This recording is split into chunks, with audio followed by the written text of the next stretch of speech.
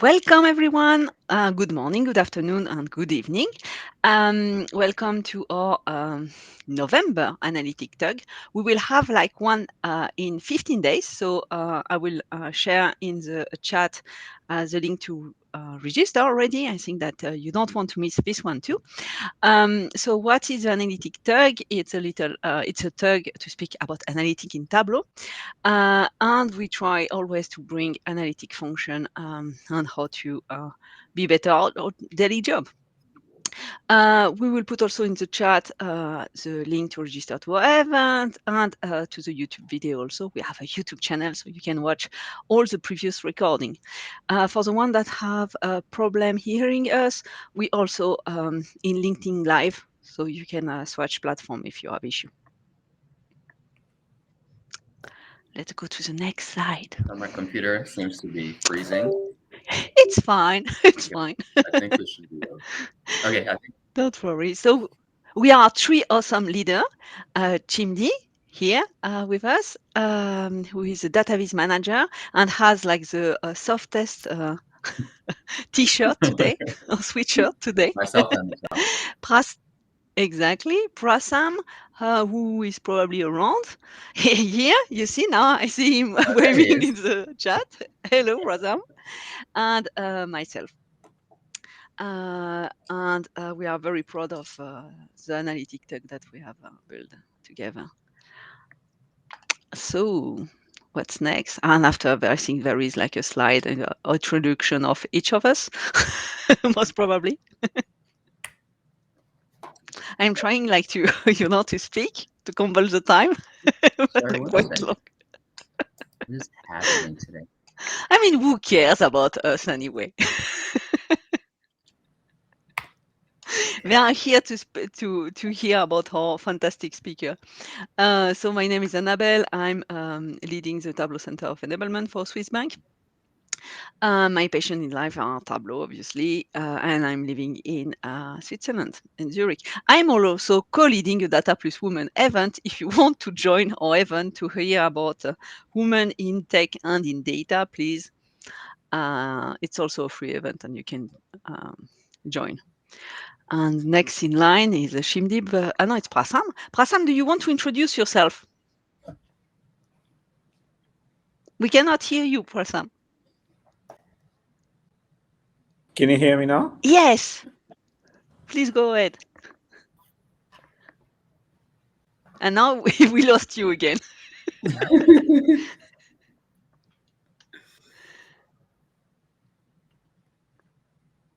Try again. Okay, you can hear me?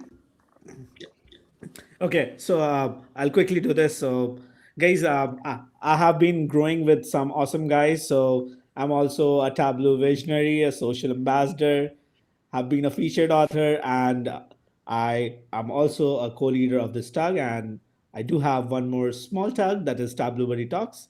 And I have been working with Tableau for around 3 years. It has been my passion, and now I'm totally exploring new areas where I'm also building some programs. So that is what I'm doing right now. Apart from all this Tableau stuff, I don't do much as Chimdi and Zifa and Michelle does. But yes, you will find me partying and watching anime. So I'll keep it short. Thank you. So I guess that means I have to introduce myself. So my name is Chimdi. Hi, everyone. I currently work as a database manager, and I do just some freelance stuff. I've been using Tableau for few years now. I'm also a visionary and ambassador, and basically anywhere that I can help contribute to the community, I'm happy to do that. Fun fact: so I guess looking at this fun fact is kind of redundant because I would say we're all in love with Tableau to some degree. So if it's cool, I'm just gonna skip that. But next time I'll probably come back with a different fun fact about myself. But just like you already know, I love Tableau. I don't think I'm ever gonna retire from data viz. And I'm probably gonna introduce it to my children once they're born or something like that. So that's about me. Um, and I'll pass this back to Annabelle. So the ground rules for today are very simple. Just enjoy it. The event is being recorded, and we'll share in the chat the link for the LinkedIn page. If you have any question, please use the Q&A. It will be easier for us to track and interact. You can interact with each other and make some comment or whatever you want in the chat session. So question in Q&A, please. And of course, you can send us some love in social media using the hashtag. We will love that. It's a benevolent work, so any love that you send us is very appreciated. Definitely. And now, Chimdi, the floor is yours to introduce the awesome planning that we have on our speaker. Awesome. Thanks, Annabelle. So, as usual, we have some amazing people here today to speak with us. And first off, we have Michelle Frayman, who, very, very, very familiar to most of us. She's been using Tableau for about 8 years now, and she's been active in the community for about 5 years. And she's also been a public ambassador for 4 years. In 2021, Michelle also won the Tableau Vizzed Community Leadership Award. So when you kind of look at that all together, you can obviously see that this is a person who has done so much, committed so much, and she's here today to really give us part of what she does, which is just to share, things about Tableau to encourage us. She lives in the greater Boston area. When she's not reading, she's going to be connecting with the Data Fam. You can find her reading a book, or at least for the next few months, that's what she's going to be doing, because that's all connected to her Iron Viz, which she's going to talk about today. It's about books. And so I guess there's going to be some interesting stuff. And maybe at the end of it all, we too may also have some new books to check out after her talk. So I'm going to stop sharing right now, and then I'm going to pass it over to you, Michelle. So please do take it away. Awesome. Thank you so much.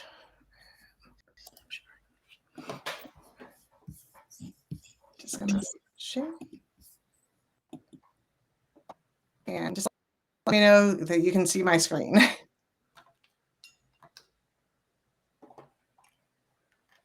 Yes, we can. Thank you. All right. Thank you all for joining us today, and to the Analytics Tug for hosting, and especially Annabelle, to you for continuing to encourage me to get out of my comfort zone and present. So my first Iron Viz, I still remember my first Iron Viz competition at TC 2018. I had no idea what was happening when we were all herded into the arena. I loved the excitement and the energy, but most of all, I loved the amazing visualizations being rendered as we sat and watched in awe. I was stunned. I'd never seen such fantastic work, and I certainly never thought I would aspire to be among those competing. To be fair, I still don't want to be on stage, but I love being part of this fantastic energy. They were wizards creating things I didn't even know were possible. I firmly believe that Iron Viz is forever. We are all at different places in our journeys. At my first Iron Viz, I had used Tableau for a few years, but I still had so much to learn. I still do. When I did my first Iron Viz, I had been actively participating in the Tableau community with Makeover Monday, Project Health Viz, and most importantly, Iron Quest, run by Sarah Bartlett. That practice gave me the confidence to give it a shot.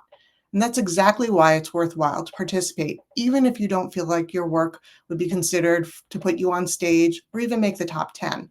Today, I'm a 4-time Tableau Public Ambassador with 260 published Tableau Public Vizes. I've been using Tableau for over 8 years. This is my 5th Iron Viz entry, and I still don't feel like my work is top 10 material, but I don't care. I strive to get better each time, and I'm proud of the work that I've done and the people I've connected with along the way. It doesn't matter where you are in your journey. Iron Viz is for you, for everyone. It can be hard to get over that feeling like you're not ready, but it's so worth it. I've included a couple of links at the bottom of the slide to posts from Sarah Bartlett and Emily DePadua with more reasons why you should just do it. And I'm also going to include a couple of links in the chat in case you want to follow along at home. So why did I participate? There are a ton of reasons why everyone should participate, but we're all different. and we all have different motivations. Here are some of the reasons why I chose to participate. I wanted to improve my skills. Practicing helps, but having the focus of a deadline and trying to up my game really helps me stretch even more. I compete against myself as much as others, and challenging myself to do better is a big motivator. The community engagement might be the biggest motivator of all. I love the energy from everyone who participates or just joins in on the conversation. I love to see the interaction on social media with people cheering each other on. Both giving and getting feedback is my favorite part of the process, and I actively engage with this the entire time. I use Tableau Public visualizations as a creative outlet, so it's fun for me in addition to being a good learning opportunity. And I learn from every single visualization I see. Both creating a viz and providing feedback gives me the opportunity to see more and learn more and connect with people. So to complete my viz, what tools did I use? Obviously, I used Tableau. I tried to do as much as possible in Tableau, including using dummy sheets with annotations for arrows, because you can't actually draw arrows in Tableau. Even so, Tableau is not an image editor, and I still wanted to include some images, so I turned to other tools. PowerPoint. I use PowerPoint icons for my buttons, floor plan background, image, Hugo and Nebula icons, shapes in my favorite table, and books on a shelf images at the beginning and the end. I've used other tools such as Noun Project and other icon sources before, but PowerPoint had what I needed, so that was enough. Figma. I used Figma heavily in the past to create background images and fun fonts, but this time I mostly used it to get an overview of how my viz was looking when I zoomed out. It's a great way to be able to see how the viz flows together with an eagle-eye view. Custom fonts. My initial title font had letters in books. It was a custom font that captured the spirit of the viz, but in the end I went in another direction. Excel. I manually categorized my data and built my bookshelf inventory data source in Excel. Anaconda, Spider, and Python. This was one area where I really stretched myself using Python in my data gathering. ChatGPT. I used ChatGPT to help build my Python code because I'm still a pretty shaky coder, refine some of my writing, brainstorm, try and fail to categorize my books. More on that later. My process was not actually as linear as presented here. When I invariably got stuck on one part, I would pick away at another. In the past, I've often struggled with ideas and getting data. Fortunately, in this case, I had a great start, and it was only adding supplemental data that held me up, not what data to get.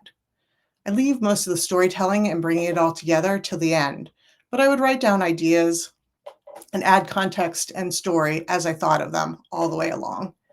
Design and analysis really go hand in hand for me, as the design had to work with how I was analyzing the data. My biggest challenge here was deciding when and if I should expand. Because I knew what I wanted to do and I had most of the data I needed, I was able to move relatively quickly past the first two stages to spend more time on the design, analysis, and storytelling. Since these are the key components we're judged on, it makes sense. This will be a recurring theme, but I could not have done it without feedback all along. When I got stuck or wasn't sure about something, I reached out for help. Well, you need to do the work yourself. That doesn't mean you have to do it all alone. I was pretty lucky this year with the theme. I'd been chatting with my husband the morning that the Iron Viz theme was to be announced, thinking about what I hoped it would be: books. It was easy to settle on that immediately once I knew the topic. It's not always that easy, but as many people have said before me, vizzing about a topic that you're passionate about always makes things easier. That said, when you're working through your viz, you need to ensure you explain why you love it to your viewers and ensure you're pulling them in. And this is feedback that I gave to others repeatedly. Just because you're passionate about it does not mean others will be. And if you don't tell them why, they may not get it from the context.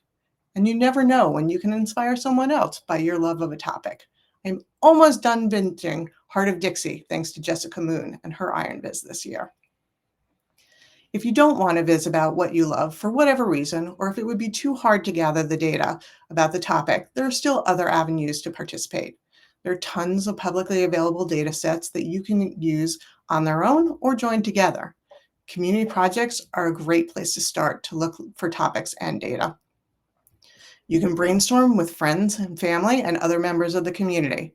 Nicole Klassen and I, and formerly Zach Geis, run office hours weekly. We love to talk through ideas with people. So how did I get so lucky with the data? At the beginning of COVID, my son's school shut down for 3 weeks, nothing, as they prepared to go virtual. With 2 middle school boys with lots of energy and idle hands, I had to be creative about what to do to keep them busy while my husband and I tried to work. For one of the many challenges I presented to them, I downloaded the Goodreads app to my phone and I tasked them with scanning our massive inventory of books. I've been waiting to use that data ever since. Even so, Goodreads does not allow you to download all the data that might be of interest. I really wanted to use categories as part of my analysis. I spent way too long learning how to code and pull the data with the Google Books API to try and automatically categorize the books. Sadly, I found their categorization lacking. There were too many categories, and I didn't always agree with how they were classified. I couldn't match up all the data. And in the end, I went through and I manually categorized over 1,000 books in Excel. This had the added benefit of allowing me to know which books I bought versus my husband, Scott. That'll show up a little later in my analysis. Some of the data was self-actualized simply by counting the bookshelves, their size, the number of shelves in each room, and I calculated the capacity based on the average book width, the width of the shelf, and the number of shelves.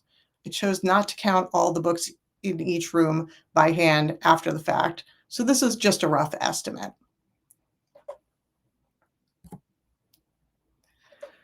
While my design changed significantly over time, there were several elements I knew I wanted from the start. The floor plan inspired by Judith Becker was my central element, but I also knew it would be hard to read, so I wanted to include another way to visualize the data, hence the toggle to bar charts. I also knew I wanted to end with a table showcasing our favorites. I've been in love with advanced table formats for some time now, perhaps inspired by Autumn Batani and Luke Stanke's presentation at the last TC. Tables are not boring, you are. The element I wrestled most with was our family favorites, but I figured out how to show them as 4 hearts with a tooltip calculation showing whose favorites they were, and I was delighted with how it looked in the end. I started off my design with my signature favorite pink as my primary color, but within a few versions, I knew it really was not working, and I had no connection to my data or story. I looked for sources for inspiration on the web, but I found one in the most unlikely of places. One night, as I was enjoying a tasty new beer, I took a closer look at the cute label and realized it had a bear reading to a mouse with bookshelves in the background, and I loved the block design. That became the inspiration for my design and my color palette. The design totally clicked into place with that. I love how when you zoom out, it also looks like bookshelves. Moral of the story is you can find design inspiration anywhere. Now, there are always trade-offs in your choices, and I had to decide what accessibility elements I wanted to keep. I went back and forth on font size numerous times, but in the end, I preferred how 10-point looked on some of my story points and annotations. It was just too crowded at a larger size. Once I switched my color scheme to the beer can inspired palette, I did not want to change the colors again. So I did not check it against a contrast checker to ensure the greatest visibility. I chose Verdana as my font as it is both safe for Tableau Public and is considered to be an accessible font. I wish more fonts were supported on Tableau Public, as I really love to use fun fonts for emphasis, but I also acknowledge that they are not always easy to read. My general mode of operation is to let the data lead me to analysis. I try out a number of different charts depending on the type of data I have available, but most of the charts I choose are really pretty boring. I want to ensure that the audience can clearly understand the insights I'm trying to convey. I don't always succeed, but that's my goal. I use jitter plots in 3 out of my 5 Iron Viz entries. I did not use a jitter plot in my Joy of Many Things Iron Viz, which is ironic as they bring me much joy in Data Viz. I also did not use one in the Art of the Country song. The one included here looks at the number of books by category and year published. Initially, I explored ratings versus the number of pages to see if there were any patterns. I really wanted a scatter plot to work, but in the end, there were no interesting insights to convey. Original publication versus republished date was interesting, but my sample data set was based on scanned books from ISBN numbers, so it may not have accurately shown the correct years. Might have been interesting to dig in a little more on the dates, but they were not my favorite books, so I focused my analysis and insights on the details I love most or found most interesting. And I used interactivity to highlight analysis with tooltips, highlighting genres in my book published jitter and with my top 20 BARTs. Because my design broke out each section to about a screen, I chose not to have interactivity between the sections. I thought it would be hard to see insights if you had to scroll up and down for them.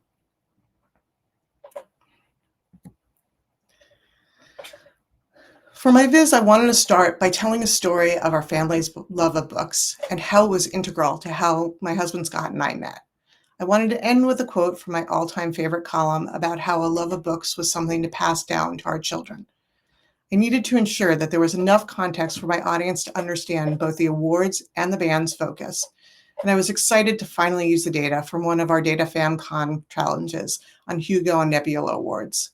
They are the premier awards for science fiction and fantasy books. And when I look for a new author, I often choose from these winners. I thought showing the competition between Scott and I for award winners was a fun way to present the data. Still, it needed more context for an audience that might not love science fiction and or fantasy as much as we did. I used show hide actions to flip between the chart and the story, explaining the awards. I did the same thing for context on book bans. Again, this was a chart from a recent Viz, but here I showed which of our books were banned. I used hover over question marks with tooltips for definitions and captions for a little story teaser available without actions. And one of my favorite story points came from the analysis of Sam's Kindle books. I knew the kid read a lot, but realizing just how many books he borrowed and how much he read and how much it would cost us made for a quick story point with a big insight. Throughout the Viz, I tried to enhance the story with annotations that not only highlighted the data, but told a mini story related to the highlight. And I used headers in the section breaks to tie all the individual pieces together and ensure flow from beginning to end. So there are always a million details you need to track and make sure you fix before the final submission.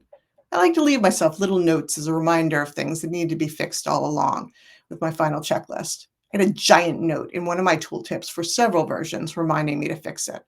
I wanted to make it so glaring that I couldn't possibly forget. Make sure you spell and grammar check everything. I know we all wish there was spell checker built into Tableau, but it's just not there yet.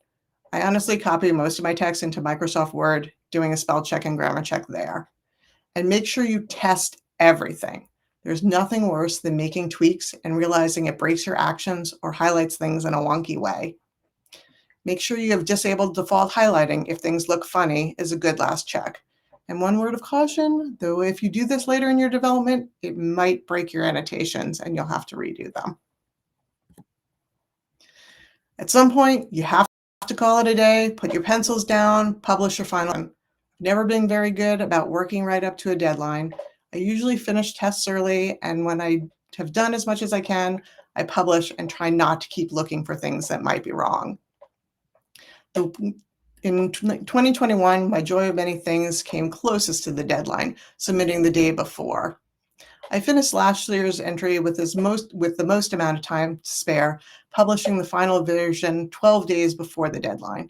I had an unfinished Iron Quest that gave me a head start, and it was easy to write about my family's love of games. This year, I finished 4 days before the deadline, and I was happy to be done.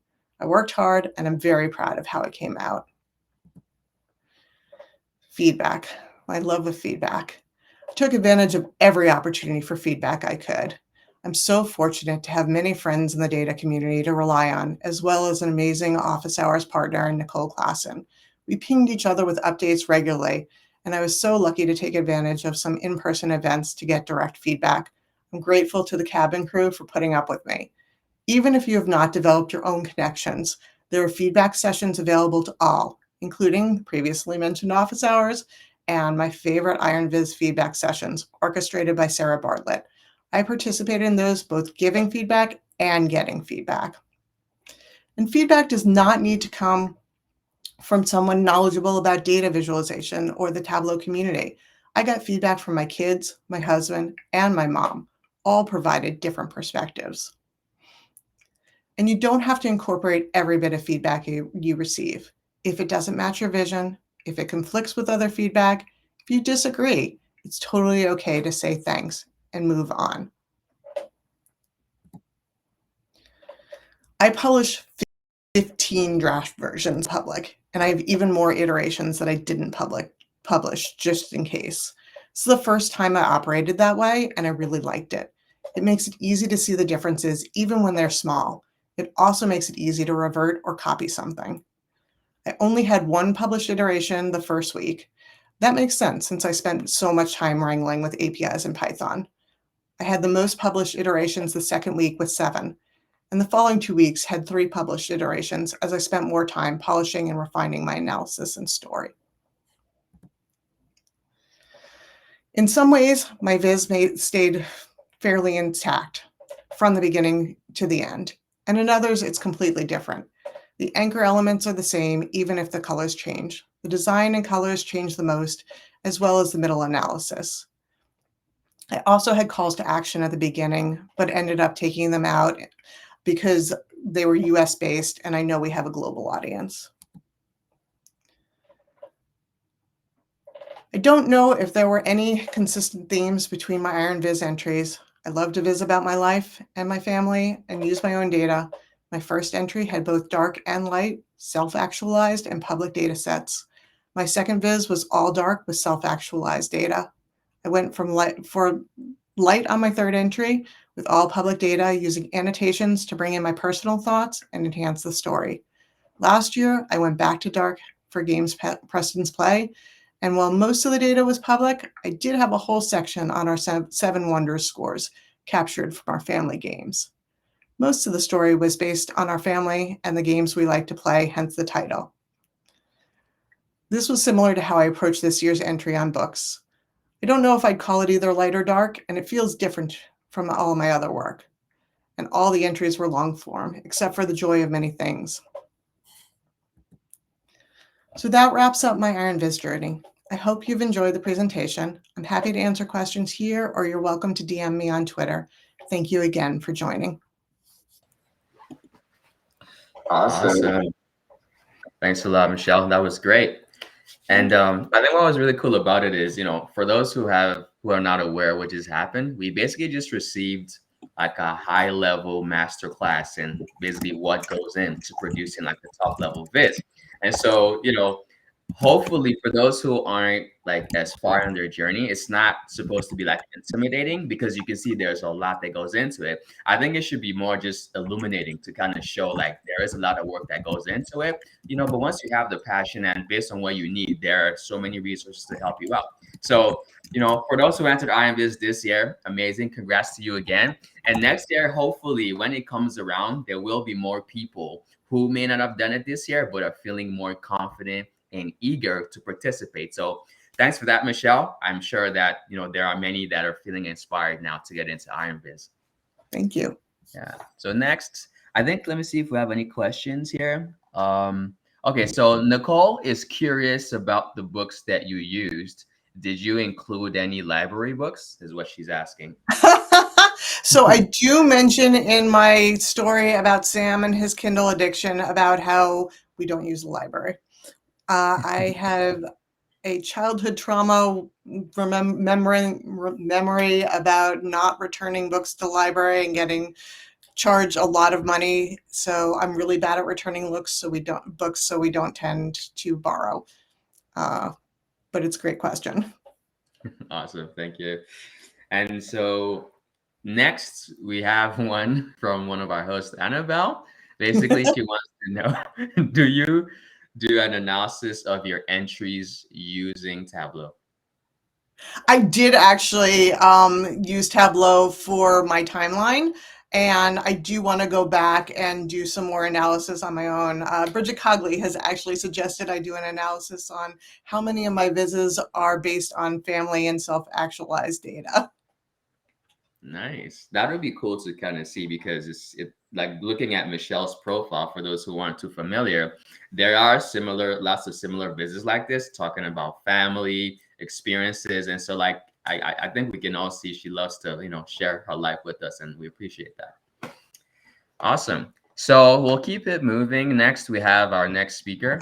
Let me quickly share my screen and okay. All right, so next we have Kent Sloan, someone else who is also bringing like a lot of experience to us today. He essentially started with qualitative research and online surveys, and essentially gradually discovered Tableau along the way, which then made him pivot to focusing on helping people understand their data with, again, some of those skills there. He's got a decade of experience in Tableau, right? So, I mean, 10 years is just crazy when you think about how long that is to be using a tool like Tableau.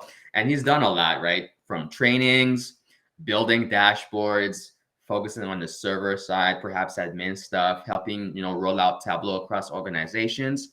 So like definitely, when it comes to supporting the mission and like getting people in there, Kent is definitely someone who has been on board with that for a really, really long time. And now currently he works as a service lead at InnoWorks, which I think some of us should be familiar with it. It's another Tableau consulting company, a Tableau partner company, supports various clients and a bunch of analytics consultants as well. And so based on all the years of experience that he's had, today he's going to be sharing with us the dashboarding best practices for performance, which is really, really, really important because, if you're building dashboards that are going to be consumed in real time, you definitely don't need users sitting there for like seconds and minutes. They're just going to kick it to the curb. So this, I think, is really solid, and we're always looking for ways to improve. So hopefully Kent can give us some of that good stuff today. I'm going to stop sharing, pass it off to you, Kent, and you can give us the gold. All right. Thanks for that intro. I guess I should add I've been the co-leader of the Oklahoma City Tableau user group now for about 5 years. So hello from the OKC, Tug. Let me pull up.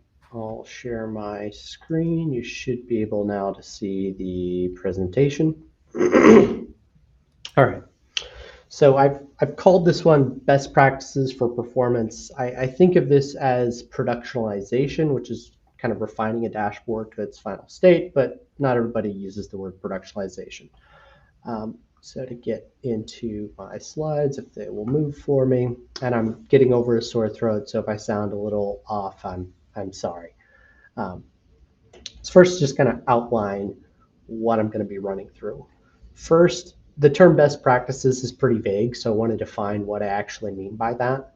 And then I'll go through kind of 3 areas of focus that I think of in performance in Tableau, which would be around our data sources, our calculations, and then I'm just dumping everything else into a bucket I'm calling visual complexity, which is both the worksheet design as well as dashboard design. And then a brief review of kind of putting that all together. So on performance, one, I'd say that I'm not the single expert of this and bringing all this information forward. I work with a group of people who have been trying to kind of come up with good answers to this problem for over a decade.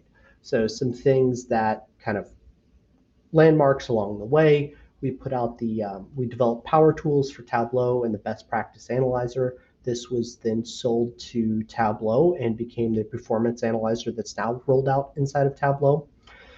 We rolled out a blog series called the Performance Checklist with about 28 separate blog posts walking through different aspects of performance in Tableau. And then in 2021, Ben Bausili and Matt, and I'm on Matt Hughes' team, so I was at least able to tinker around in the background of helping putting together this paper, put together an 80-page white paper on performance. It is a great resource. It is also a very dense resource. It's great reading if you need to put your kids to sleep at night. It's a dense document. You're not going to sit down and read it in one go and walk away with a complete understanding. It's something you have to kind of jump in and out of as a document. And so what I'm trying to do in this talk is take away some of the highlights that are widely applicable from this white paper and present them in this talk. So that way you guys can kind of borrow and learn from that. So first, with best practices, I'm thinking of improving the user experience. So of all the metrics we can talk about, at the end of the day, like, everybody wants it to load faster. So faster load times are not something that I have to make a big case for. Usually everybody wants it to load faster. And in particular, it's because I really enjoy building interactive dashboards that users engage with, that they kind of use those drill downs, those action filters. I really like that kind of layered approach. And if the dashboard takes 30 seconds to load, I've lost them. I just don't have a chance to have that type of engagement in my dashboards if they take that long to load. So we need to have them be more performant, also just wasting time, and we just lose interest. So everything else that I love about a beautiful interactive dashboard has to be balanced with, it has to load fast enough that people will actually use it. The secondary one that I like to call out when I think of it, how I define best practices that I have to spend a bit more time convincing users to value, is thinking about improving the developer experience, which is, I'm biased towards as a developer, but how this impacts the user as well is that things that work well from the developer experience standpoint make for dashboards that are easier to update and maintain. Dashboards that are more stable, they're less likely to break whenever the data updates, that they're easier to hand off between developers so that they actually stay maintained and they stay up to date. So doing things so that way you have kind of a clean, organized workspace, so that way when somebody else looks at the dashboard that I've built, they feel that a professional has built this dashboard, that you've tidied up your workspace behind the scenes, and that it's easy to hand off between users as well. And this often pairs well with performance. So doing things in a clean, organized fashion from the backend development also lends itself to things that perform well. It kind of runs together. So for kind of the actual things now to apply this, the first one I'll just dive into is our data structure. So if you're going to make a single change that is going to dramatically change the performance of your dashboard, it's likely going to be a change to your data source. It's a foundational element of your dashboard. The flip side of this is if you're going to make a single change to your dashboard that's going to cause a lot of rework and headache in your dashboard, it's going to be a change to your data source. It can cause a lot of rework if you have to change the granularity of your data structure and rewrite all your calculations. So it has a big structural impact. So it's something that you really need to take a moment and consider your data structure at the beginning. I am guilty certainly of getting a data set, having a question and diving in and going off and building some sheets and interacting with it and drilling into the data set. And you have to really kind of take a step back and think about, what's the granularity I need? What's the structure I need? What are the metrics I'm trying to compute? And make sure your data structure actually matches that well, or else you'll have headaches in both performance and development later on. Next one right out of the gate is figuring out, should this be a live connection or an extract? When in doubt, use an extract. Extracts are the default. They're performant. There are reasons to use a live connection, but we would say use an extract until you come up against a reason to use a live connection. The most common reasons for live connection would be either, one, you just have data that updates at a very high frequency. So if you have data sources that are updating, minute to minute, and you truly need that current information to make the business decision, then you've got a need for a live connection. So extract, if it's up to date within an hour, I think an extract is still sufficient. Once you get past about 30 minutes, you start to get borderline on whether or not you'd want to try and do an extract refresh or a live connection. The other one would be sheer volume. If you have an extract that is 2 or 3 gigs that is taking a long time to refresh, I would question, can you do something to make the extract smaller, would be the first question. And then if not, we truly need access to all of this data for our report instead of maintaining and refreshing an extract that's 3 gigs and takes a long time to run and occasionally fails. then we'd be looking at a live connection. With a live connection, it's only as fast as the database itself. So if you're running a live connection against, an old SQL server sitting in the closet that's under provisioned, it's going to be slow, and that's not Tableau's fault. That's the database is taking that long to process the data and ship it back to Tableau. So being sure that you have a database that is set up to handle analytical queries in a timely fashion if you're going to use a live connection. Here I've shown the visual icons for a live connection, an extract, and a hosted connection. Note you can have a live connection to an extract. That's kind of a weird thing, but it can happen. I'll put that aside. But going into hosted connections. With hosted connections, here we'd want to decide whether or not our data source for our workbook should be hosted on the server, be that Tableau Cloud or our local Tableau server, or if it's embedded directly in that workbook. Hosted connections are what we would recommend for most production environments. The main benefit of this is it allows multiple reports to share a common data source. So what we want to avoid and our concern is if I have 3 reports that use the same underlying data and they each show slightly different numbers, which causes confusion and concern among my users. They lose faith in the reports because they aren't the same. What's going on? Well, they have 3 different refresh schedules, so they're pulling from slightly different points in time, so they're not exactly the same thing. If I use a hosted data source, then I'm going to have multiple reports that are all showing the exact same numbers, or consistent or accurate. The other side is that then for the server admins that really care about this, we're reducing the number of objects we're maintaining on our server, the amount of resources we're using, refreshing multiple duplicate objects. By hosting data sources, we secure them separate from our workbooks. So if you ship me a workbook with an extract inside of it, I have all of your data. If you send me a workbook that points to a server, if I don't have credentials, I can't access your data. So it's just more secure. It also speeds up just the time in downloading and moving around files. A workbook by itself without the data is much faster to publish and download. So it's just easier for the developer. Embedded data sources so the extract lives inside the workbook. This can result in multiple copies of the data running around, which can be problematic. It makes it easier from a development standpoint in that if I make a drastic change to my data source, I don't have to worry about impacting anyone else. If it's a hosted data source, I can't make a drastic change without understanding how it impacts all of the other objects that are connected to it. So from a development standpoint, I have to be careful there. So it's easier for prototyping if it's embedded. We also see in some situations there can be a performance improvement in embedded extracts. And what's happening here is that because it's embedded, Tableau knows exactly how it's being used, and so it can cache and optimize things a little bit better because it knows exactly how it will be consumed. So that is available, but I'm hesitant to recommend people going down that route just for that unless it's really needed. Other ones I'll call out would be just use less data. It's a very simple thing to say, but often hard to do. So looking at trimming the rows and columns that you're pulling in. So trimming rows, when you're doing that, I'll call out that there are data source filters and there are extract filters.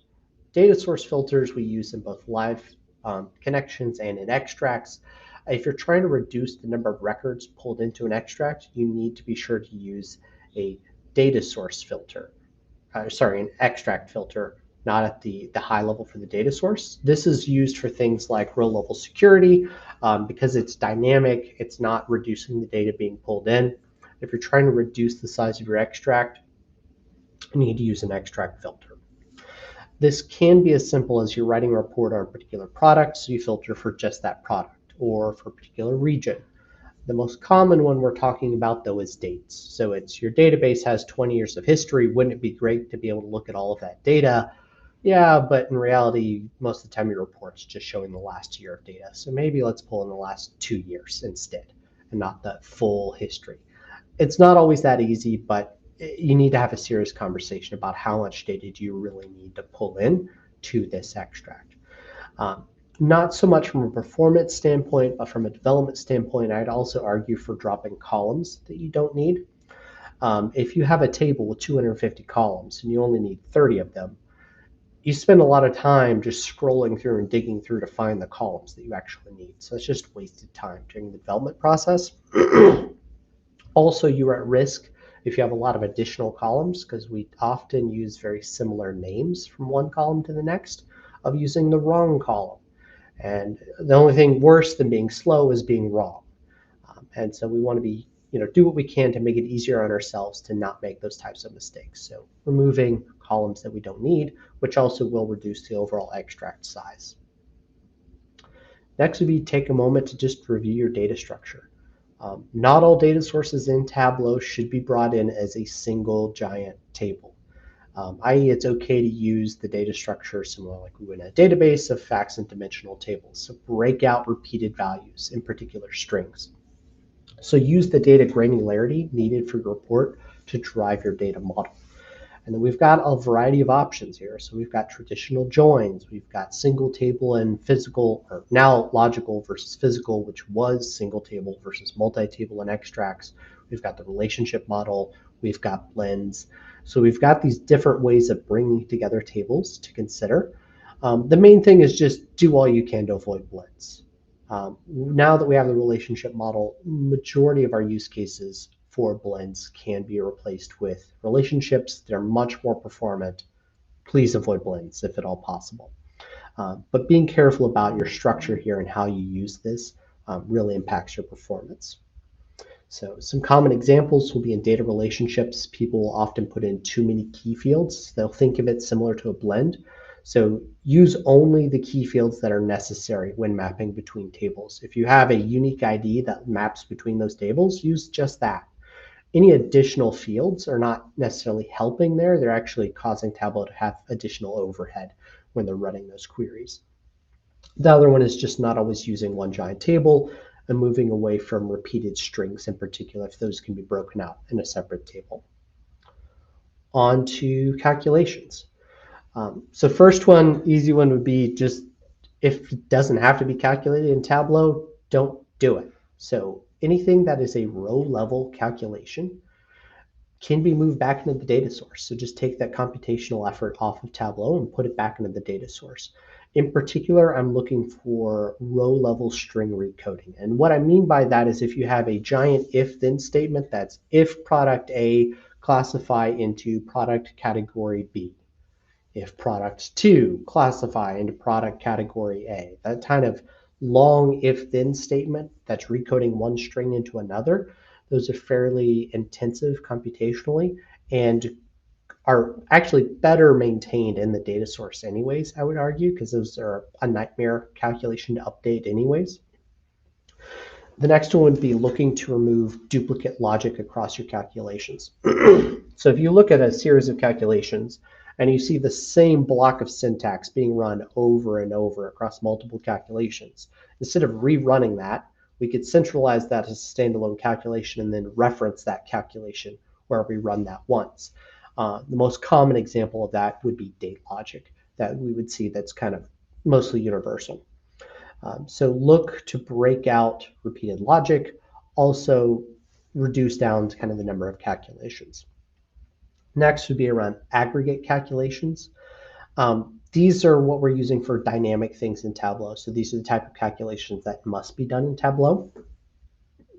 So when we're using them, then we can think about, we've got multiple options for aggregation. So if the result is indifferent, min and max are a faster option than average or attribute. So if it's going to return the same result either way, you might as well use min and max. The other one is just count distinct is an intensive function.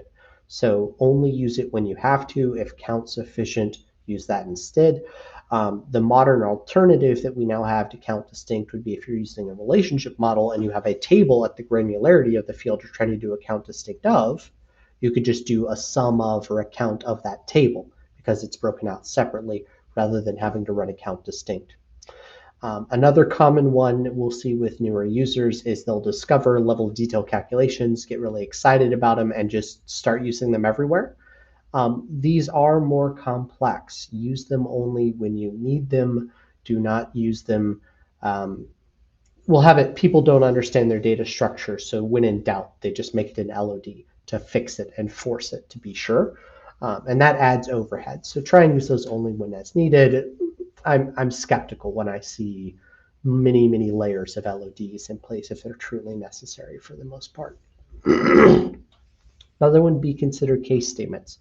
Case statements are less robust than if statements. They're more limited in their functionality, but because they are more limited, they are also faster in what they do.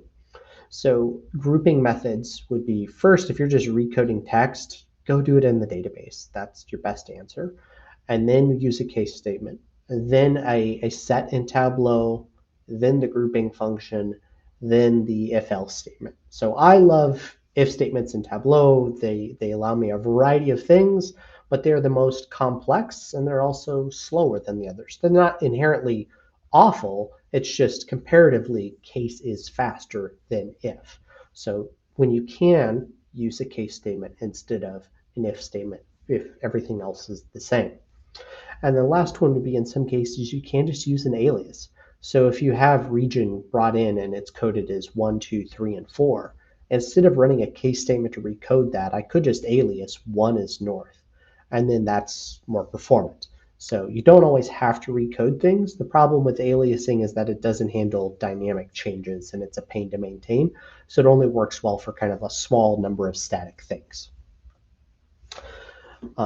The in statement has been around since 2020.3, so it's been around for a few years. It's not a brand new function, but it's not one that maybe everyone is familiar with or uses regularly. So if you're using a series of or statements, you could replace that with an in statement, which is much more efficient for Tableau because it can run that all at one go instead of running them individually in its logic. So consider the in statement anytime you're seeing yourself trying to use a series of or statements. General tips and tricks. Just avoid converting numbers to strings. Anytime you're catching yourself trying to use the string function to convert a number to a string to do, say, a weird label, like, please stop. Like that's always going to be less performant. There's usually workarounds where we just place the number on text directly and use the text on the marks cards and use multiple objects there. Is what we'd prefer. Look out for nested calculations. If you can write something that is, say, like 10 calculations deep before it goes from start to kind of what's actually displayed, if you consolidate that down to 2 calculations instead of 10, that then is more efficient for Tableau to run if it doesn't have to sequence through all of those individual steps. So just reducing the number of nested calculations and streamlining them. I highly recommend building scratch sheets. I use this to validate complex calculations to know that I've done it correctly, but they're also great tools for explaining your logic to other developers and also validating your logic to end users to kind of walk them through how it works. So I'll build that hideous giant crosstab so I can walk through step by step of my logic. I'm not going to display that to an end user for consumption, but it's still a useful tool that is worth taking the time to build and even leave in place in the background for other developers at time. And then use the commenting function. This is great for keeping a history of changes inside of a complex calculation so that you can kind of remember why we did what we did. It also is a great way to disable portions of a complex calculation so that you can isolate and test portions of it when you're kind of trying to figure out what's going wrong here. So commenting also, you can now comment blocks of text, not just individual lines now, so /* allows you to comment out sections, not just line by line. So common examples with calculations we'll see is people will use string logic for labels. So they're trying to do like a switch between like percents, dollars, and whole numbers. And they're trying to do this long if-then statement to recode that label that shows on the end of a bar after they have a parameter switch to flip out the metric being displayed. Instead of that, set calculations that are null when your metric's not selected and just drop all 3 of those on label, and then it cycles through which one's displayed or null instead of having one convoluted string calculation. So just in general, converting numbers to strings is a red flag for me. Please try and find another way. It's going to hit you on performance. The other one would be date logic. So oftentimes people will have a lot of repeated date logic. So they're defining, say, year to date, for example, in 4 different places for different metrics. Instead, centralize your date logic into a single flag that defines your year to date and then reference that elsewhere. That both is more performant, as well as say, what if I need to change my time frame later? If it's centralized, then I have an easy way to flip through and change and select different time frames. If it's centralized, it's easier to update and maintain if I only have to fix it in one place rather than figure out all 5 places I might have used it. On visual complexity. So this is everything other than calculations and data. So one would be mark count. So if you look in the bottom left corner of a sheet in Tableau, it'll tell you the number of marks that are being displayed. An easy example here would be a scatter plot. So a scatter plot with 3,000 dots and 3 million dots quickly looks the same. It's just a pile of dots. The user loses the idea of how many are really piled up in this point. So Tableau still has to render each individual dot in that view. So you're paying for that in your load times. Instead, with that particular example, we can use the mark type of density, which then gives us both more information and loads faster. So that can be a win-win whenever you're trying to use a scatter plot with a large amount of data. Consider a density plot because it allows you to see where the true concentration is, as well as it's aggregating it up a bit so it reduces the overall load time. The more common one that we see is we're building giant crosstabs. So, right, you've got a table with 100,000 rows because we want everything ever in it. Every single cell in that table is an object that Tableau has to render. That adds up to your load times. So nobody's going to read all 100,000 records. So let's instead wait and only load the table once it really has what we need. We're only paying for what we need, and they're only going to read what they need anyways out of it. So trying to avoid loading large tables on initial load. You can either do that through drill downs or through your filters, but just avoid loading large crosstabs out of the start. It's a large upfront cost for something that most people aren't going to read the bulk of what you're loading in. Next, be reducing your sheet count. This is much easier said than done, but just trying to reduce the number of objects you're putting in the view. Sometimes we can be a little bit clever and combine a couple of sheets. So common ways that we can do that would be using measure names to put together multiple measures into a single sheet. The other one I like to do is make use of your title. You can display your summary numbers in the title. So you can use your title space as well to display this aggregate high-level numbers to avoid having an additional sheet for just that use case. So that helps Tableau be more streamlined in its queries, fewer rendering of objects. So try to just keep your sheet count in check. Filters. Users will often ask for all 20 filters because they want to filter by every possible object. It's tempting to just say yes to everything that they ask for. When we back up and say like, hey, do you realize like that's going to impact load times and there's a cost associated with this? Then all of a sudden they might say, well, I was only going to ask for those 10 for fun. I didn't really need them. Oh, well, then let's not include them. So kind of taking a moment to say, do we really need these? And in particular, the filters that we're really concerned about are those that have a high cardinality, which is a fancy way to say they have a lot of unique records. So think of like customer name would be a classic example of something with a really high cardinality. Also filters that have only relevant values, which also is common with something like customer name. Because I filter on a particular region, I don't want to see customers that are not from that region, so I want that filter list to be relevant values. Tableau is now running with relevant values that filter against every other filter to check to see what should be included, and then computing that list. And that's taking a lot of effort for something that you may or may not be using on a regular basis.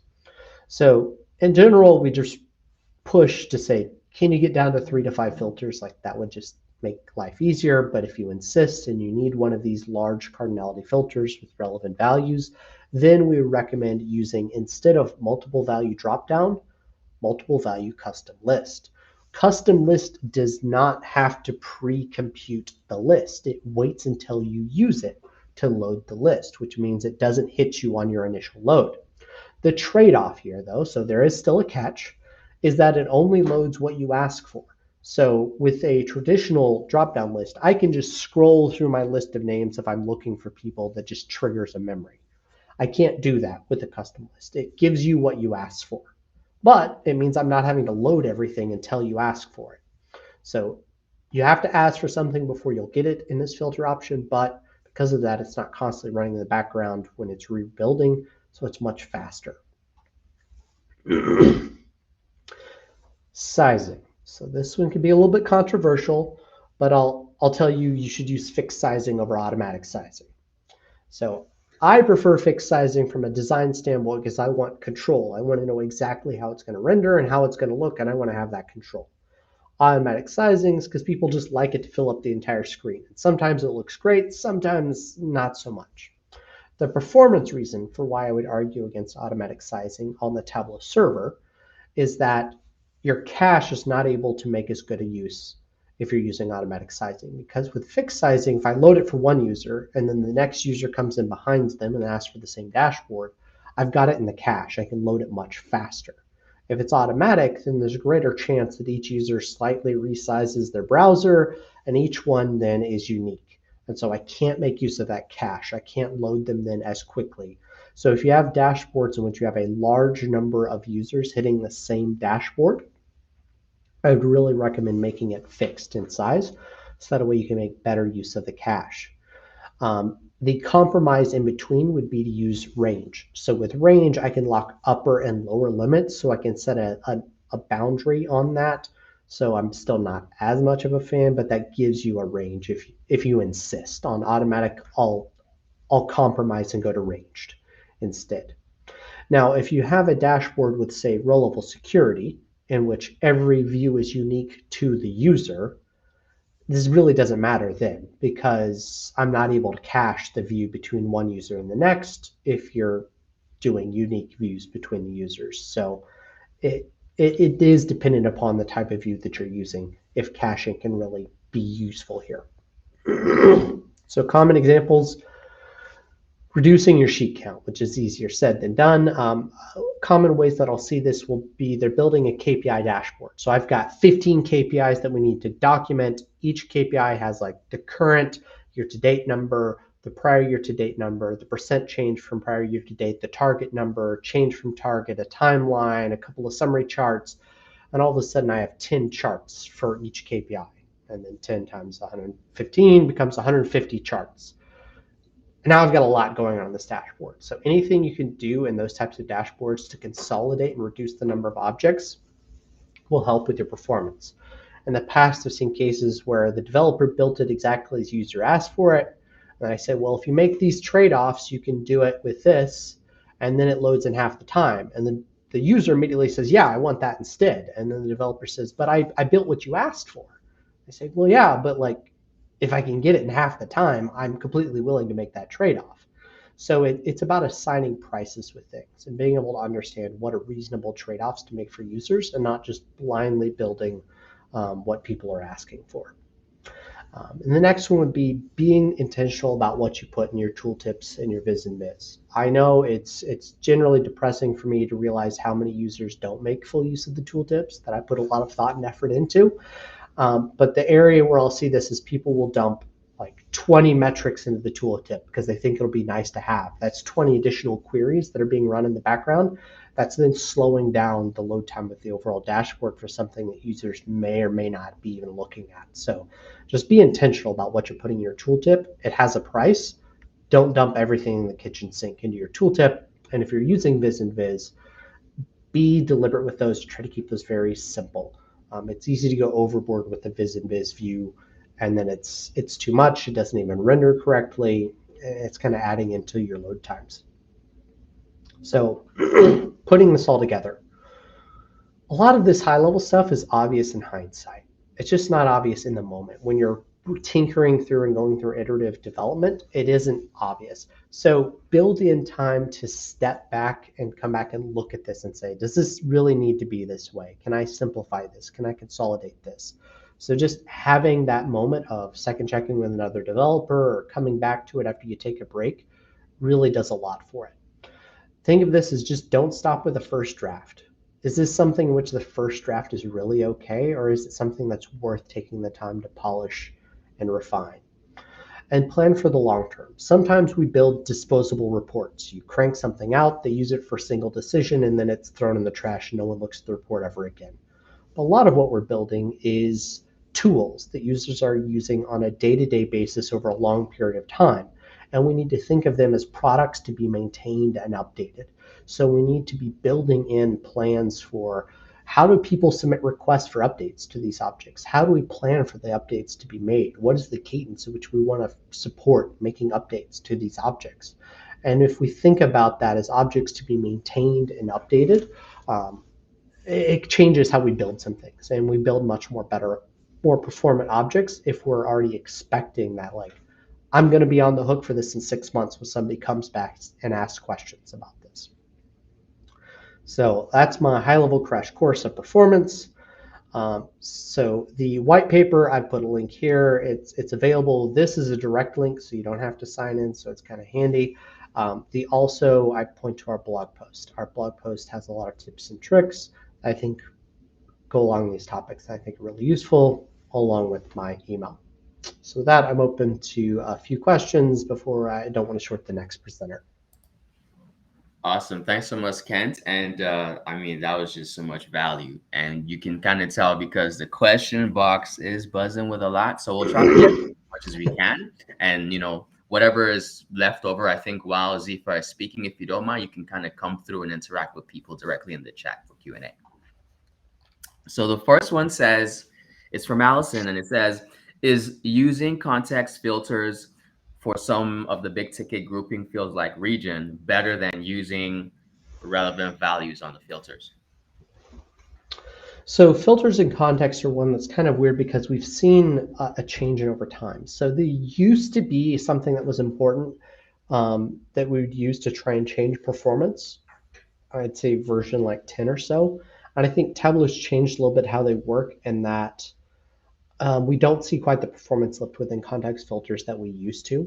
So we don't right now really encourage in context filters purely for, like, do it because you need it, not because you're chasing performance. It is kind of our knee jerk. So that it still has a few cases where it can be helpful, but I feel like it's changed over time and how it kind of works in the back end. So I'm hesitant to using context filters truly for performance. If you're trying to chase performance, then it might be, should you use it as a data source filter rather than in context filter if it's not something that's super dynamic? Might be more of a benefit there, but I hesitant to use in context filters purely from a performance argument, if that's a vague answer. Awesome, thanks a lot. That's helpful. So I guess to summarize, use it if you need it to extract values, but don't chase performance through that. Awesome. Hopefully that's helpful. Next we have from Jen. So does putting dimensions in hierarchies and then choosing the all in hierarchy option for filtering, does that improve performance over using all relevant values? I haven't tested enough to know inherently. I think of hierarchies like I'm using more from like a table calculation structure. The all relevant values, if you're thinking about filtering, that is when what we're using like with blends, where it pushes it across multiple data sources that share that key field. If I'm thinking about it, if that's what you mean by like all relevant values, the data source. I might be misunderstanding the filter level there, but I haven't tested the hierarchy versus relevant values enough. But performance recording is your friend for testing things. It's a bit hard to read the outputs of, but it can help with addressing that in a specific situation. Okay. What I'd say, thanks, Kent, for that. And I guess, Jen, hopefully that's been helpful. But of course, like we said before, if it's helpful, I'm sure Kent wouldn't mind if you kind of reach out to have a discussion where you can maybe share more details and kind of hash it out together to see what would be the best thing moving forward. So maybe you can consider that. But for now, hopefully that's been helpful. Maybe we'll take one or two more since we seem to have a bit of time, which is awesome. So let's say one from Colleen. Does sheet count matter when you're only including certain sheets when you publish? Like if I have 10 sheets, but I only publish one, do these other 9 impact the performance? So I guess it's like, say you're showing your tabs, right? If we have everything shown versus just what we need, does that make a difference? Is what it sounds like she's asking. I think it's one of those things that has a measurable but not noticeable impact for the most part. So I think you'd have to get pretty extreme before it makes a big impact. But one thing that's kind of interesting is you'll see, you can just test this. If you have a dashboard with like 15 sheets, you save the workbook with those 15 sheets exposed, and then you hide those sheets and you save the workbook. I don't know if they've changed this recently, but you'll see the file size of the workbook go down. Like it changes the overall size of the workbook.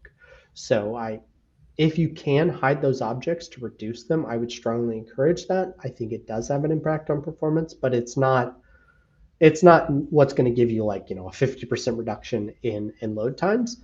It's fairly slight in what it does, but it is something that I would recommend as a matter of habit to hide unused sheets.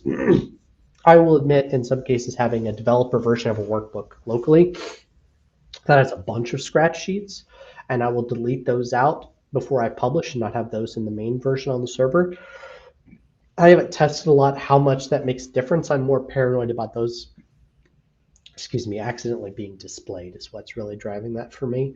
But I think it does help, but it's negligible, likely enough that it's not solely a driver by performance.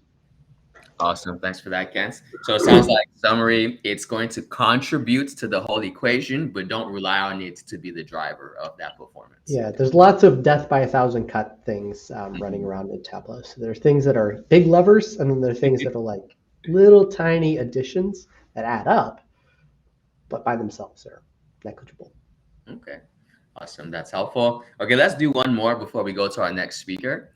So this is from Val, and the question is, where would you switch from using like something like a scatter plot to maybe a density plot? So I guess the question is more around like the optimal marks count for showing stuff in the view to where, it becomes to slow down and impact performance. Like what would that threshold be for you in terms of how many marks we should show in the view?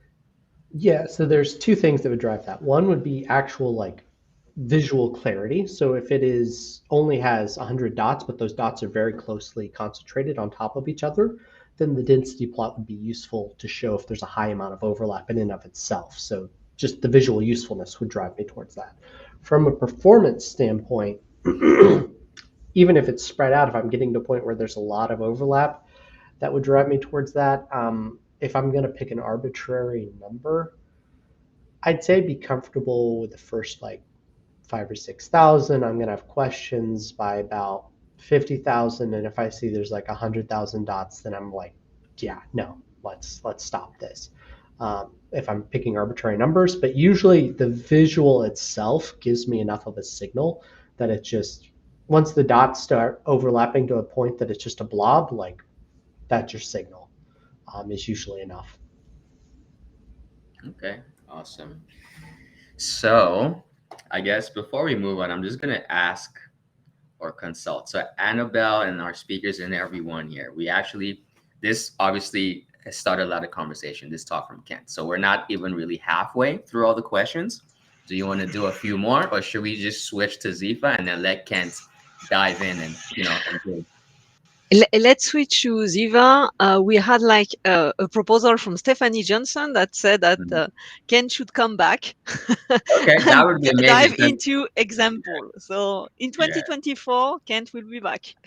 Yeah, that's great, because like everything that's here is like, even I'm like, yeah, I want to know that too. So okay, awesome. So I guess for now, Kent, if you don't mind, please, you can answer a few live in there, and then of course, hopefully you're open to being connected with, because it seems like I get a feeling you might be getting a few people reaching out to you after this talk today. Yeah, I'll try. It'll be hard to tag as I'm far down in there, but I'll put in some answers. Okay, awesome. Yeah, this is fantastic. Very helpful stuff. So last but obviously far from least, let me share my screen. We have Dzifa Amexo. I guess Dzifa, I think when I came into the community was sort of around the time where I started to see the things that, she was doing. And just looking at from there till now in such a short amount of time. She's just done so much. And so I think it's just really amazing to be able to witness that. And, thanks for being here, Dzifa. And so she currently works as a data tech consultant at KRS. She also co-leads a bunch of tugs. So Black in Data and Analytics, Financial Services, and NYC tugs. She's eager to welcome and encourage everyone, to sort of learn and engage data Tableau, especially people of color and women, and essentially just get involved with the journey. And, she's always here to support and building communities around that kind of just help people move to where they want to go. She's been a 2-time public ambassador, and now she's a social ambassador. So still an ambassador, but just shifted out a little bit to a different sector. And outside of Tableau and work, she enjoys karaoke, traveling, volunteering, rollerblading, reading, and eating her way through the New York food scene. So sounds like in addition to Tableau, Dzifa definitely spends her time doing a lot of other things, which is fantastic. Presentation today is going to be on illuminating insights with Tableau. So basically, we're going to be learning some of the ways which we can really make people connect to what we're showing in our dashboards so that they can actually utilize that information. So I'm going to stop sharing. I'm going to pass it off to Dzifa, and I know this is also going to be another great one. So over to you, Dzifa. Amazing. Thank you so much, Chimney. Really appreciate it. Thank you guys so much for having me here, especially Annabelle. I know we've been talking about this for a long time, and I won't say I tried to evade this presentation, but I was like, oh, I don't know. And yeah, I'm just super excited to be here. So thank you for having me. As mentioned, I'm going to be talking today about insights illuminated, crafting narratives with Tableau. This is purposely vague. I truly didn't know what I was going to talk about until about maybe 2 weeks ago. And Annabelle and I have been talking about this for a couple of months now. But I hope today you can really take away some tips, whether it be storytelling, design, just something new to really change your mindset or encourage you to do more of what you're currently doing at your job. So with that being said, we'll get started. Chimney already gave the bread and butter. This is me. I do love partying. I'm always just out here doing something in New York, whether it's Tableau, brunch, that's my bread and butter. I have been an ambassador now for 4 years, been using Tableau for almost 5 years, which is crazy to think about. And it's just been an amazing journey. Been doing a lot, started on the Tableau public side, now more on the social side. But again, I love what I do. I get to basically do my passion every day when I come into work. So I feel really lucky to do that. And with that being said, we'll kind of get into it. This is a quote that I heard maybe last year, and since then it's stuck with me because I think it really is impactful. And so the quote is, the stories we tell literally make the world. If you want to change the world, you need to change your story. And so I think Tableau just recently announced the Data Plus Movies competition, and I was like, oh my gosh, this is so perfect because the best stories that I know are literally movies. And so I was thinking about the best movie that I've seen, and I was going back and forth, and I was talking with a few friends, and someone was like, "Oh, Forrest Gump is the best movie I've ever seen," and I was like, "I've never seen this movie." And I kind of think it's overhyped. I don't really know what it's all about. So my friend was like, "No, you're going to watch this movie and it's going to change the way you think about everything." And so about 2 weeks ago, I watched Forrest Gump for the first time, and instantly I was like, oh my gosh, this is my presentation. It's going to be about Forrest Gump and the impact of the storytelling and how you can relate that to your job, personal life.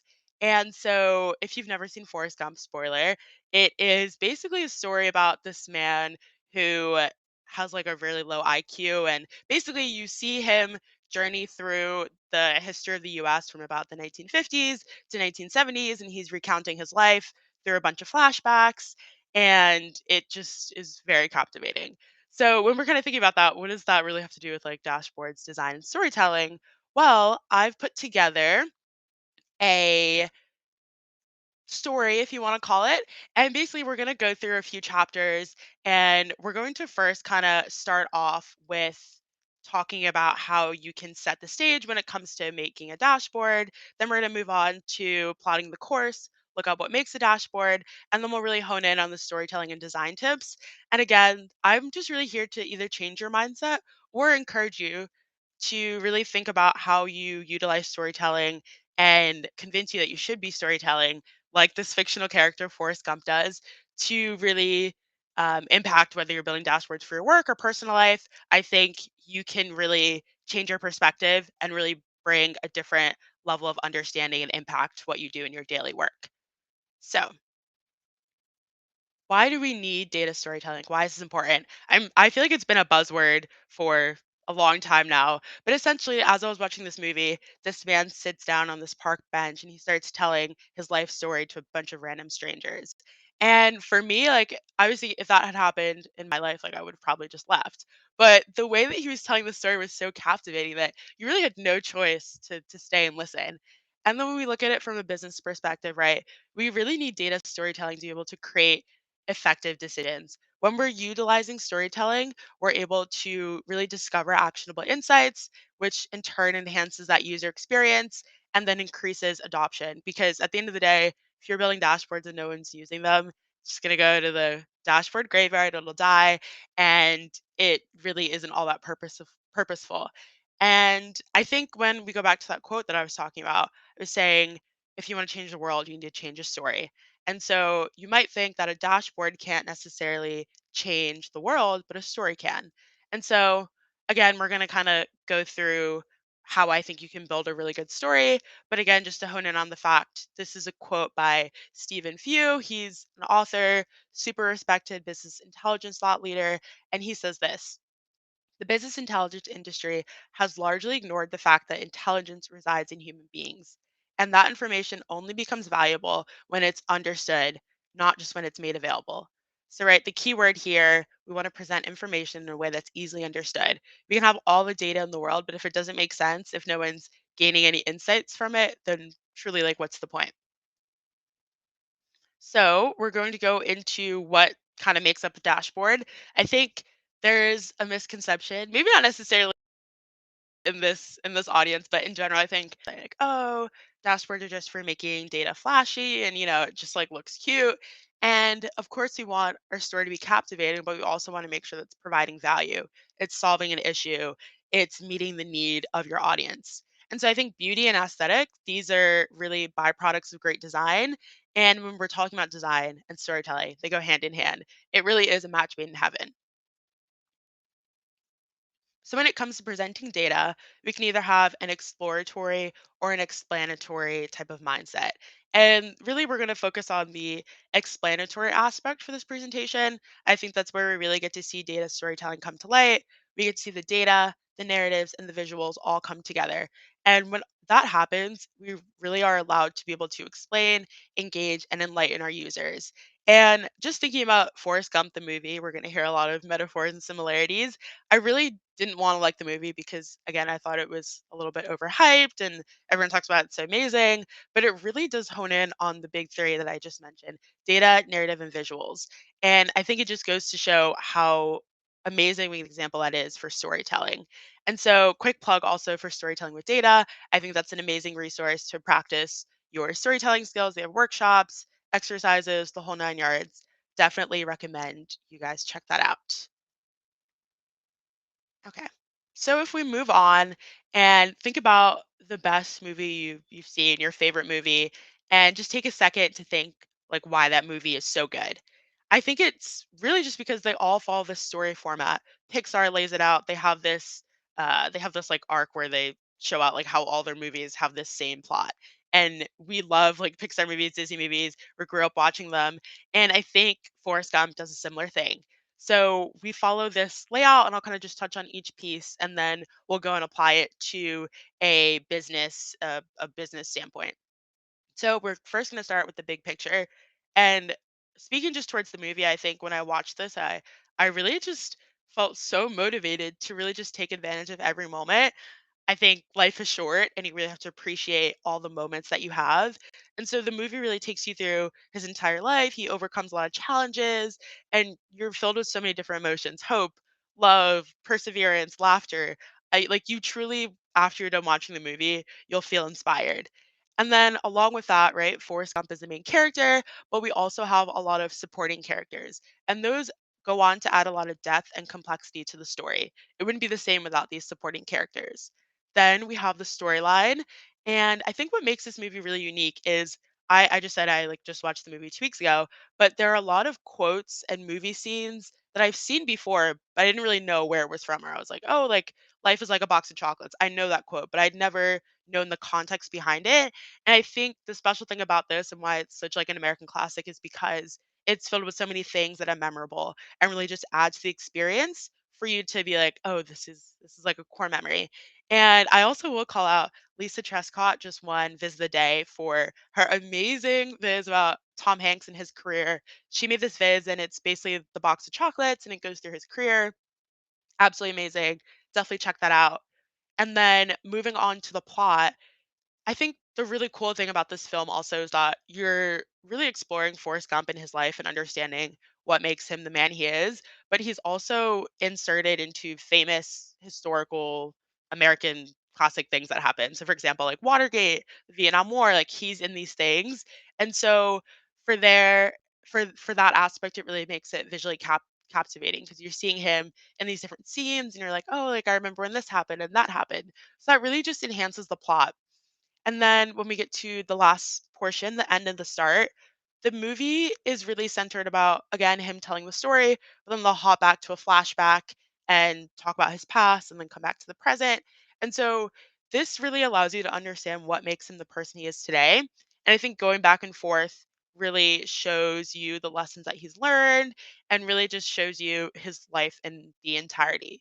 And I think this trend too of utilizing this flashback feature is becoming more, or it's something that's been around for a while. I think more recently, some of the books and movies that I've been reading also utilize this flashback. We'll go from the past to the present, jump back and forth. And I think it just really keeps you captivated because you're like, oh, I don't know what's happening next.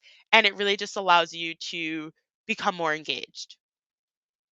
Okay, so we just went through that for the movie. How can we apply this to the dashboards and the stories that we're telling at work, for example? Well, it matches over pretty well. We always want to start again with our big picture.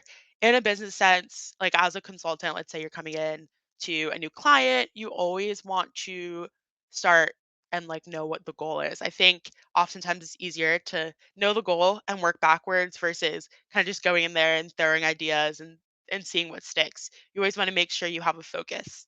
From there, we have our characters, which are all very important. I think it can really be helpful to create role based personas, really understand who the different audience members are, and really try to understand their journey and what information they would want to see. From there, you also want to talk about the KPIs, right? You want to know maybe like 4 or 5 key things that you want to focus on, and then you can start to craft your narrative. And then when we come into our main storyline, of course, after we've explored the data, we really want to start to declutter all that information and hone in on the data that we want and the narrative that we want to really flow through. And then, of course, this is where our chart types come in, choosing what is the correct chart type. That is a whole nother separate presentation, I feel like, but just making sure that everything that flows together well and making sure that you're rationalizing all the information that you're receiving. From there, we go to the plot, which again can kind of focus in on our mockups, prototypes, building that out in Figma, really understanding how things are going to flow. The visual hierarchy and layout is really important. I think one of the most important parts is the user feedback. UAT is the beginning and the end that flows in perfectly. I think oftentimes we'll go in and make a dashboard and that's the beginning, give it to UAT and that's a whole nother, sometimes a whole nother dashboard that you're developing. But it's so important to put it in front of users, get them to play around with it, make the product something that they're actually going to want to use and adapt. Because at the end of the day, right, that's what we want to do. We want something that's useful. We don't want it to go to the dashboard graveyard, as I like to call it. So at the end of the day, if the dashboard doesn't contain information that matters to me, I'm probably not going to adopt it. Like, I don't care. And this may seem simple, it may seem obvious, but I think we have a tendency, myself included, to sometimes forget that. And we want to make sure that our dashboards are relevant to the people. And so we do that by starting with the people, not the data. We need to make sure that we're building dashboards that satisfy the unique needs of unique people. And so by starting from the top down, interviewing our stakeholders, being a detective instead of being a consultant, because I think sometimes the consultant mindset is, oh my gosh, we have this technology, we're using this, we're these documents, all this and that, this chart type, these colors, and there's a lot going on. That's all important. But at the end of the day, we sometimes forget to treat people like they're people, right? So really understand what they're talking about, understand their experiences, empathize with them so you can really create a product at the end of the day that's going to be really good. So now that we kind of have the foundation of what goes into a story narrative, how are we designing these things? How are we presenting them? That all comes down to design. And when we talk about good design, I think Steve Jobs is probably one of the best designers, I think, in our like day and age. And this is a quote by him. He says, "Design is not just how it looks like and feels like. Design is how it works." So for me, I just instantly think I have an iPhone. I'm an iPhone loyalist, but I think design is how it works. When if you have an iPhone, you're gonna see the green text for the Androids. And that's something that's intentional, right? And I personally love that design. But this just goes to show that design is more than just like, oh, this is a certain color. You really have to put a lot of thought into it and make sure that it it works in a way that's beneficial to your user. Okay. So this is a dashboard. It actually looks pretty similar to the first dashboard that I ever posted on Tableau Public a few years ago, maybe like 2019, 2020. And like it has visuals, it has charts, it is a dashboard, but there's really a lot of information that's lacking. I have a title, it says visits, what type of visits. It doesn't really give you any context. I have no idea really what this is showing me. And so if I go to another version of this, we're going to see a few changes and we'll see kind of how this has applied, how everything I've talked about has applied to this viz. So this is pretty similar to to what, not pretty similar, but all the content that was in the previous one is here in this new dashboard, but we've added a lot of different things to make it more visually appealing, but also make it easier to understand. So I actually have a title now that makes sense. We're looking at website visits. We have a layout. It's easy to follow the flow of this layout. If your KPIs, your charts, I can easily understand this quote unquote story. It has a flow, right? And this is just really all about pulling the user in and wanting them to explore, wanting them to get excited about these dashboards. I want, whenever I'm consulting, I want people to wake up and be like, oh, I can't wait to look at my sales KPIs on this dashboard. Like I want them to have a positive experience because then they're just going to use it more and be more efficient, get to better decisions versus they have this thing that they're dreading to use, and it's like it's an annoying process. We don't want that. And so from here, right, this is, I think, a great start, but we can even take it a step further. And so when we look at this, we can see some additional context. You can see now the KPIs have that historical context. And we also have some comparison to say, like, okay, we're up from the previous month. And it again just goes into building a better story. And we also have the additional information icons and some footnotes to really guide the user.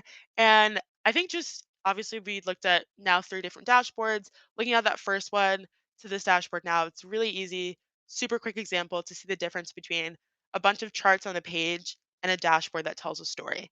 And so from a business perspective, this is just a few like little quick tidbits how you can take a dashboard from okay to I think great or at least better. And so now I'm going to actually pull up a personal example of something that I worked on last year now and walk you through how we can essentially apply the same storytelling format but on a personal like level. So if you're not doing this at work, that's okay too. Let me reshare this actually.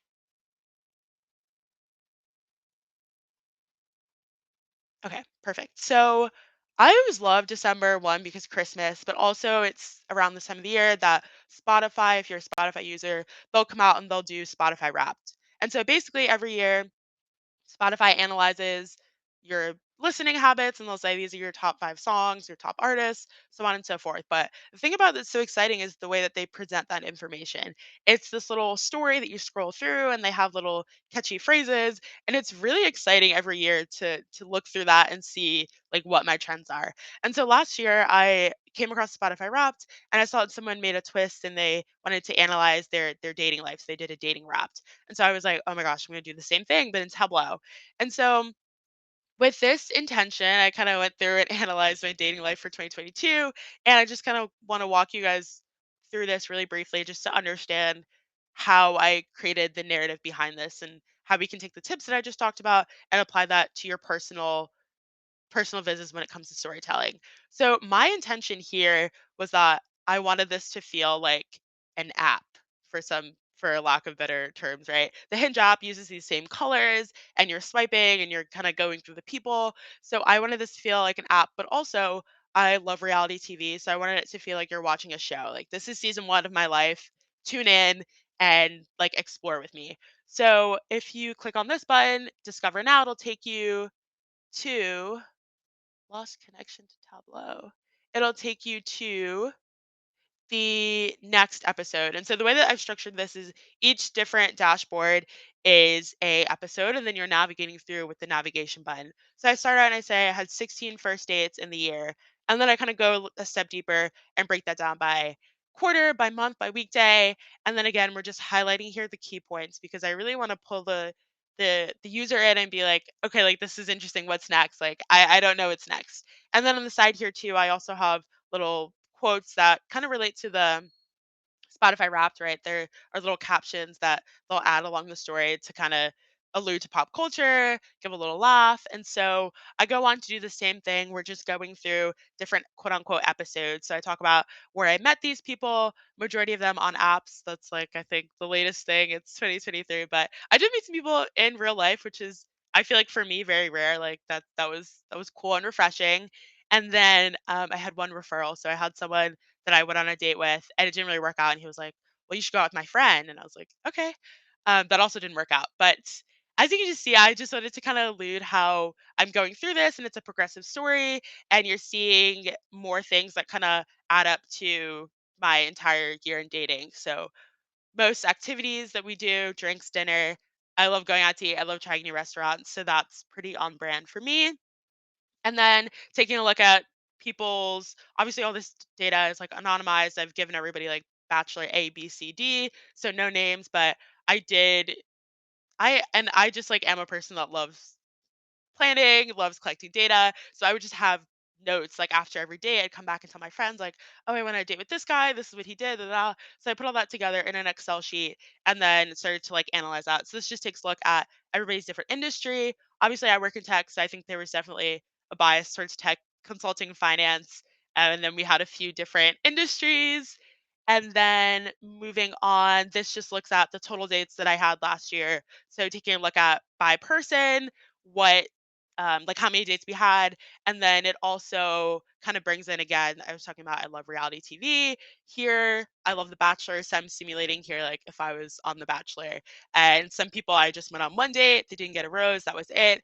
And then again, I kind of am just highlighting the people that I guess I spent the most amount of time with and where that led up to.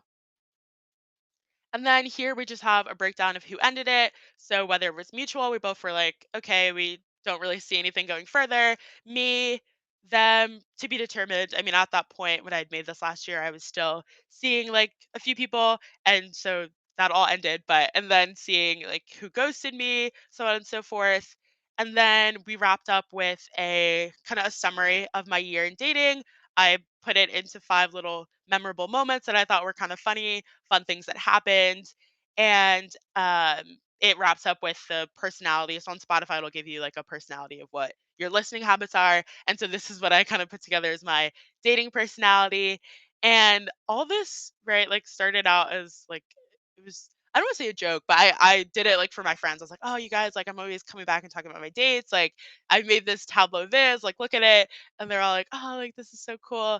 And I've had actually some people reach out to me and be like, oh, are you going to do like a 2023 dating wrapped? And I will be doing one. So stay tuned for that. It definitely will be a little less I think a little less dense, not as many dates, but I think I just wanted to kind of show you guys how you can apply storytelling, right? Business, personal. There's literally so much that you can do. And I think we get inspiration from a lot of different places. For me, for the majority of this presentation, it was really from Forrest Gump. And then when we're looking at the dating viz, that inspiration was again from The Bachelor, the Hinge app. And it's actually really funny because they actually released like an update. I'm not on Hinge anymore, but when my friend was telling me, she was like, "Oh, like I went in now, and Hinge will show you like your analytics. Will show you like how many people you matched with, like the average age, their height." And I was like, "Oh wow, I feel like I did that before you guys did it, but it's okay." Okay, so to wrap up, I'm just gonna briefly go through some storytelling tips and design tips that I kind of took from the movie. Again, how you can apply that to your everyday, whether it's work, personal life. I think there's a huge overlap. So, first, know your audience. Pretty straightforward. Again, I talk about how Forrest Gump is very captivating with the way that he's telling the story, and you can do the same when you're presenting your dashboards. Two, empathy is key. This is probably, I think, my most important, or my personal favorite, and I think one of the most important parts, because it is so easy to get lost in the process. And I think there's always a lot of information going on. AI is a big thing now, which I like am super excited about. I think it's going to make us a lot more efficient in what we do. But at the end of the day, one of the things that I think is going to be particularly challenging for AI to kind of replicate, maybe they'll make it be really easy to replicate, but I think it's going to be challenging to be able to empathize and create stories in the way that we do as humans. I think the thing that we have and that like advantage is that empathy.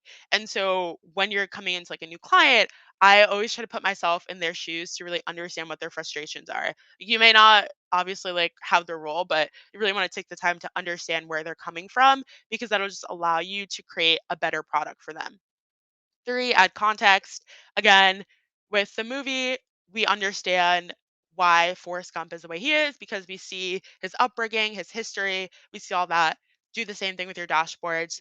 Obviously, it depends on the scope and everything is different, but I think it does help to add context, whether that be historical data or just it could be a footnote or two adding context so people know what you're showing them. Four, create memorable moments. Like I said, Forrest Gump does this amazingly. Life is like a box of chocolates. That's like a super famous quote. And I think when it comes to work life, presenting dashboards, you can create like I don't care if you're presenting about logistics or something that might be like a little bit boring, stereotypically not as exciting. I think by knowing your audience and being empathetic with their cause, their experiences, you can really create an experience that's memorable and appealing, right? Because you want to get people excited about Tableau. Like I love Tableau and I'll come into clients and we're working on dashboard and stuff. They're like, you're just always so excited. Like your energy is so excited. I'm like, yeah, because I understand like how frustrating this is for you, and I want to make your life easier. So I think by you getting excited about things, that'll also be contagious and get other people excited about things. And you can do that by creating these memorable moments. Lastly, utilize universal themes. Again, in the movie, there are a lot of things that are universal themes that everybody can relate to. Everybody probably has like fallen in love once or twice. You know that feeling, being the underdog. You've had that. So we all empathize with that, and I think that's one of the reasons why Forrest Gump is like an American classic. Everyone can relate to at least some portion of the movie. With my dating viz, everyone has had like a bad date. You've had like crazy stories. So again, all these things you can really just relate, find a way to reach your audience and find a point of commonality to really draw your audience in and make sure that they're like on the same page as you. Okay, design tips. These are pretty like run of the mill, nothing crazy is going to stand out, but again, I just kind of want to like change your mindset about how you think about it. Less is more. In the movie, I think one of the interesting things about Forrest Gump is that he has a low IQ. Like at one point they're like he literally can't go to school. Like he like we're going to kick him out. And so a lot of people underestimated him and didn't think that he would achieve anything, but he goes on to achieve a lot. But at the end of the day, when he's telling the story, he's a very matter of the fact person. Like he's not going to spend 30 minutes describing like how this filter works. And I think sometimes we also need to take that approach. I myself am guilty of it. Sometimes I'll like go on and on about this one thing. And it's like sometimes when it comes to design, less is more. Like you don't need to always do it to be super complex and confusing. Sometimes simple is good. Number two, guide your audience. Forrest is guiding us through the story in the movie. For my dating wrapped, you're guided through the story with the navigation button and little episodes. Again, when you're building your dashboards, make sure you're guiding your audience with the layout. Make sure you're showing them how they can reach the information they want to reach, right? If they come in and they don't know where to go, that's a problem. And that's super easy to fix. Information icons, navigation buttons, so many ways to kind of get around that. Use color strategically. Again, this is a pretty straightforward one, but I think that the thing that Forrest Gump does really well is they'll have different color schemes and different they have different colors that match the different scenes and the different eras of the world that they're traveling through. And so I think you can also do the same, right? Colors have a lot of things that they can represent, so make sure it's representing what you want it to represent. Visual metaphors. In the movie, it starts and also ends with this feather that floats through, and it basically is showing how life is full of like destiny, but also it's very unpredictable. And I think for your for applying that to dashboards, right? You utilize visual metaphors to really cue in your audience and have them be able to like know that certain things will lead to certain things. Again, kind of feeding in with the navigation points. And then consistency, last but not least, Forrest Gump, his big thing was like run, Forrest, run. That was what he was known for. When it comes to design, I think consistency is so, so important, especially now. I think working like as a consultant, like when we come in and clients typically don't have like a style guide or any sort of standard for designs. It's kind of just like throwing all the colors together. It's like, why don't we take a step back, maybe create a template, a style guide, and really start to create those standards within your organization so that you're not just having 20 dashboards that all look different. You have a standardized template, and that'll allow even more efficiency within your organization. Okay.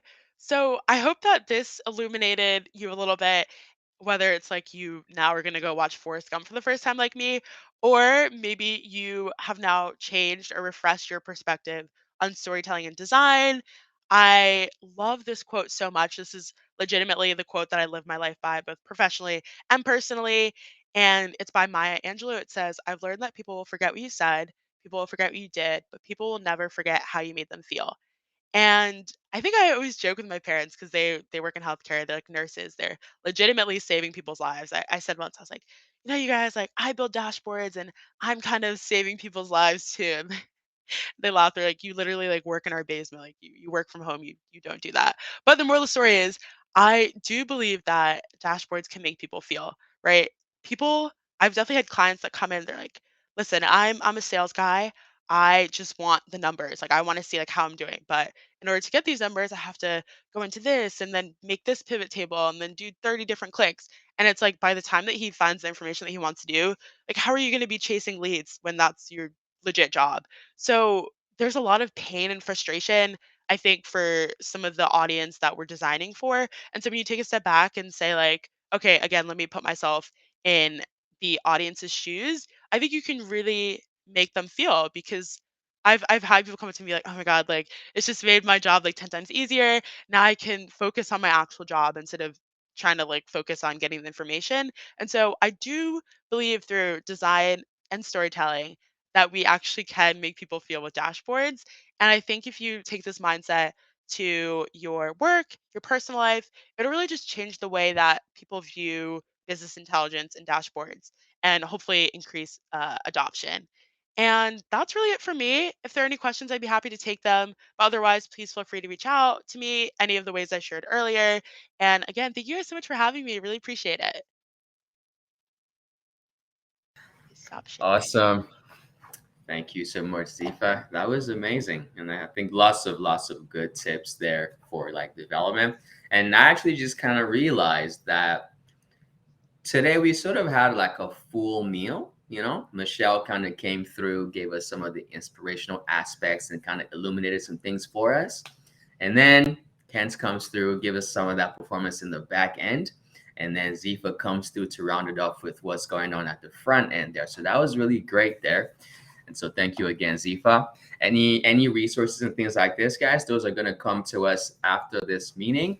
And I'm just going to look through the question box, Dzifa, and see if we've got some activity for you.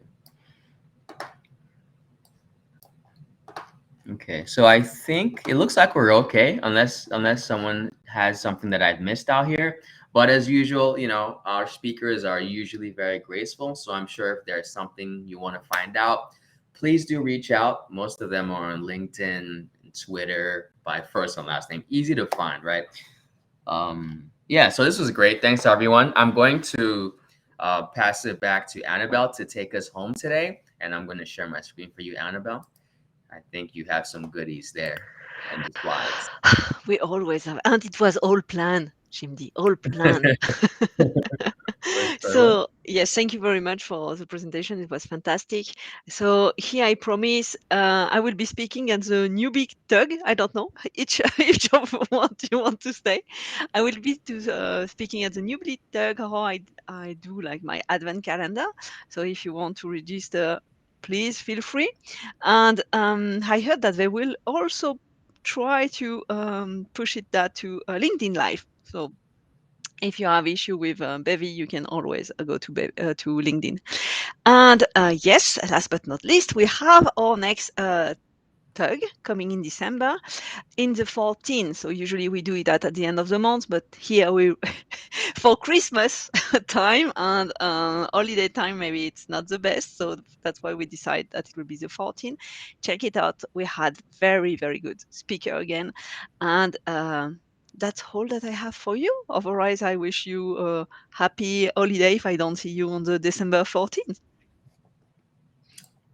Awesome. Thanks for being here, everyone. Enjoy. Thank you. Bye. Thanks so much. Thanks.